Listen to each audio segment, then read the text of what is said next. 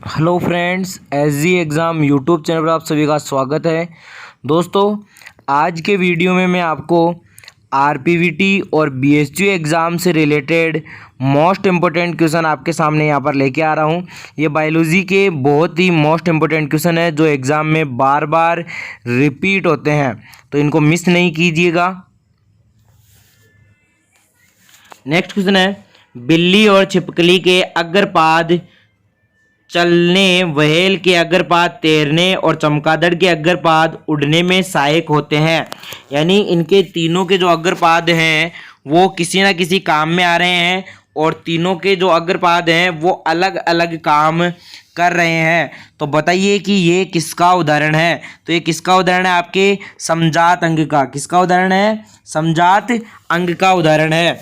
Next question की बात करते हैं, निम्नलिखित में से कौन सी समवर्ती संरचनाएं हैं? समवर्ती संरचनाएं कौन सी है? तो समवर्ती संरचनाएं आपके पास कौन सी हो जाएगी? चमगादड़ के पंख और कबूतर के पंख। कौन सी हो जाएगी? चमगादड़ के पंख और कबूतर के पंख। नेक्स्ट क्वेश्चन है, मेंडल ने अपने प्रयोग में मटर के पौधे में विषम लक्षणों के कितने युग्मों का अध्ययन किया था?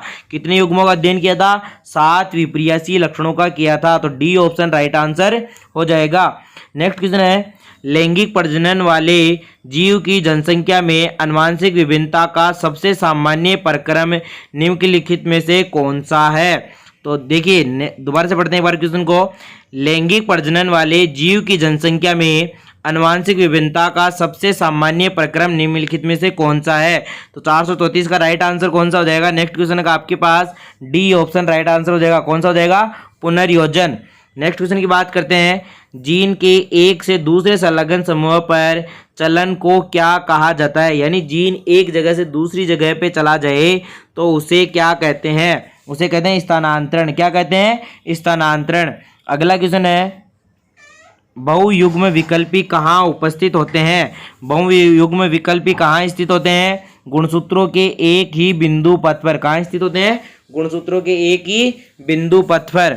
नेक्स्ट क्वेश्चन आपके पास, देखिए ये क्वेश्चन बहुत ही इंपॉर्टेंट है और एग्जाम में कई बार आ चुका है। एलील क्या होते हैं? एलील क्या होते हैं? तो एलील होते हैं जीनों के विभिन्न आणविक रूप। क्या होते हैं? जीनों के विभिन्न आणविक रूप। नेक्स्ट क्वेश्चन की बात करते हैं, रुधिर वर्ग ए वाला एक व्यक्ति रुधिर वर्ग बी वाली एक महिला से विवाह करता है तो उनके बच्चों के सभी संभव रुधिर वर्ग कौन से होंगे? यानी ए बी वाली एक लेडी से विवाह करता है तो उसके लिए जो संततियां उत्पन्न होगी उनके लिए कौन सा वर्ग हो सकता है? तो ए बी हो सकता है। अगर ए डोमिनेंट रहा तो ए हो जाएगा, बी डोमिनेंट रहा तो बी हो जाएगा।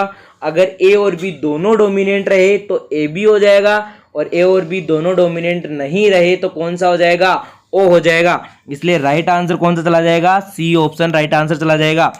नेक्स्ट क्वेश्चन की बात करते हैं, यहाँ पर आपके पास देखिए, ई कोलाई का जीन विनिमयकारी का नियंत्रण करने वाला लैक्टोज ओपेरोन जो लेक फर्स्ट जीन उत्पाद में भी भाग लेता है वह क्या है?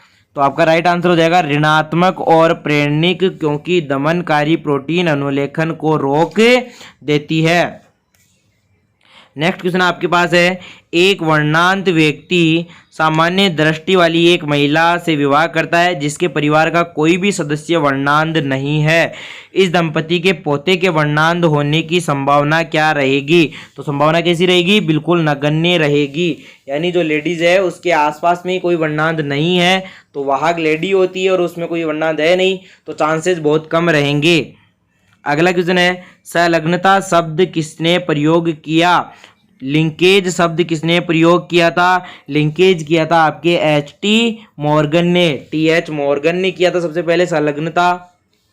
अगला क्वेश्चन है, उस डीएनए अणु को क्या कहते हैं जिसमें क्लोनन के लिए रुचि वाली जीन की समकालित किया जाता है? उस डीएनए अणु को क्या कहते हैं?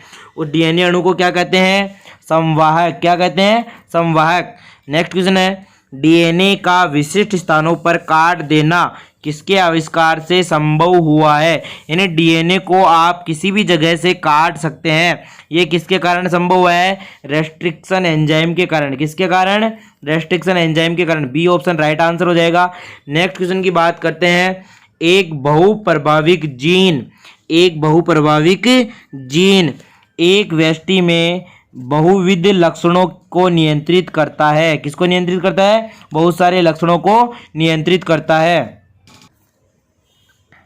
नेक्स्ट क्वेश्चन है, कॉलम फर्स्ट को कॉलम सेकंड से सुमेलित कीजिए तथा नीचे दिए गए कूट का प्रयोग कर सही विकल्प को चयनित कीजिए।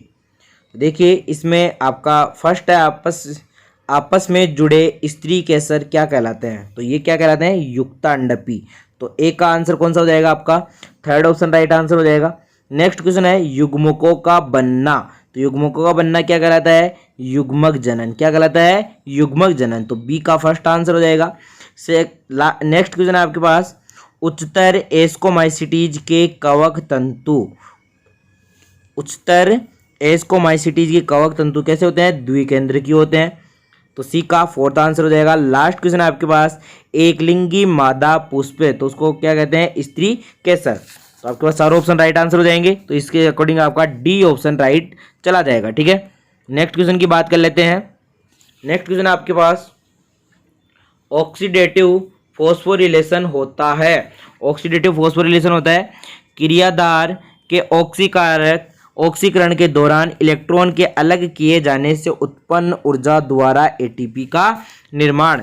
अगला क्वेश्चन है, संवहनी एदा सामान्य क्या बनाती है? संवहनी एदा सामान्य क्या बनाती है? संवहनी एदा द्वितीयक जाइलम बनाती है। क्या बनाती है?